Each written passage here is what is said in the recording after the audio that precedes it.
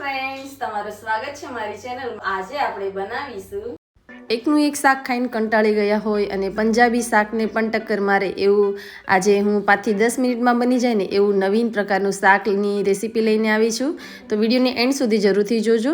તો ફટાફટ રેસીપીની શરૂઆત કરી દઈએ। તો આ નવીન પ્રકારનું શાક બનાવવા માટે મેં અહીંયા એક વાસણ લીધું છે।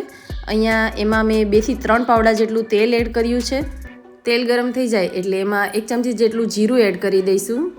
જીરું પણ ઉપર આવી જાય એટલે અડધી ચમચી જેટલી હિંગ એડ કરી દઈશું। એક મીડિયમ સાઇઝની ડુંગળીને ઝીણી ઝીણી કટ કરીને અથવા તો ચોપરમાં ચોપ કરી અથવા તો મિક્સરમાં ક્રશ કરી અને પેસ્ટ બનાવી અને આમાં એડ કરી દઈશું। અહીંયા તમે ઝીણું ઝીણું સમારીને પણ એડ કરી શકો છો।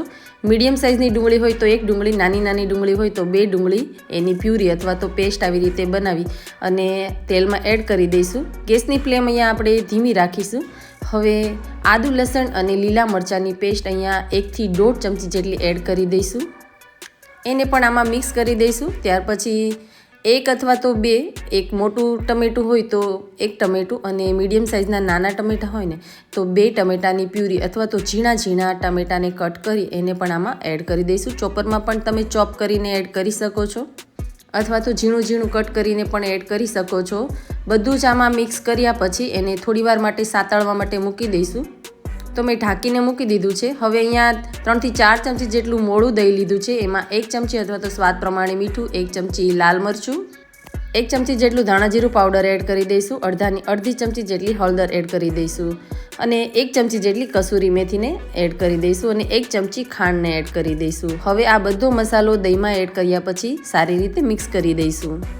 આવી રીતે દહીંમાં આ મસાલા એડ કરવાથી શાકનો ટેસ્ટ ખૂબ જ સરસ આવે છે અને દહીં અહીંયા મોળું હોવું જોઈએ। હવે અહીંયા બધું સારી રીતે ચડી ગયું છે તો અહીંયા ઢાંકણ ખોલી અને જોઈએ અને બધું સરસ એવું ચડી ગયું હોય તો આપણે એને મિક્સ કરી દઈશું। 2 થી 3 મિનિટમાં જ ચડી જાય છે।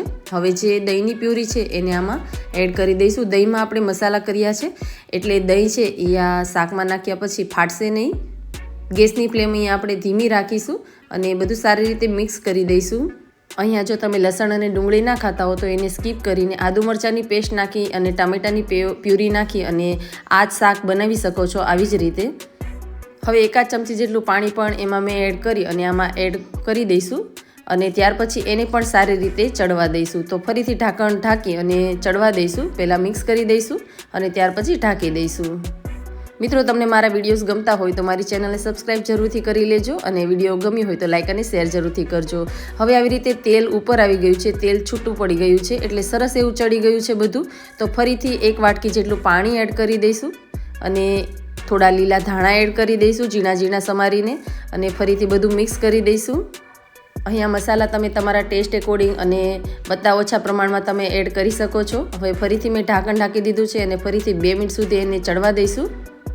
હવે શાકને વધારે થીક થવા માટે અને ખૂબ જ ટેસ્ટી બનાવવા માટે મેં અહીંયા એક નાની વાટકી ભરી અને પાપડી ગાંઠિયા લીધા છે અને એને આવી રીતે થોડો આપણે ચૂરો કરી લઈશું એટલે થોડાક આવી રીતે ભૂકો કરી દઈશું। બહુ વધારે પડતો ભૂકો નથી કરવાનો, આવી રીતે બસ હલકા દબાવીશું એટલે આવો ભૂકો થઈ જશે અને હવે એને આપણે આ શાકમાં એડ કરવાના છે।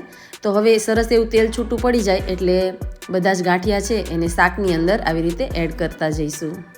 શાક 5 થી 10 જ મિનિટમાં બની જાય છે અને ખૂબ જ ઇઝીલી અને બધાને ભાવે એવું બને છે। જરૂરથી એકવાર રેસીપીને ટ્રાય કરજો। હવે બધા જ ગાંઠિયા એડ કરી અને બધું સારી રીતે મિક્સ કરી દઈશું। ફક્ત 1 જ મિનિટમાં શાક અને ગાંઠિયા એ બધું એકરસ થઈ જાય છે અને ખૂબ જ સરસ ટેસ્ટી એવું શાક બનીને તૈયાર થાય છે। અને તેલ છૂટું પડી જાય એટલે ફરીથી ઉપરથી લીલા ધાણાથી ગાર્નિશ કરી દઈશું।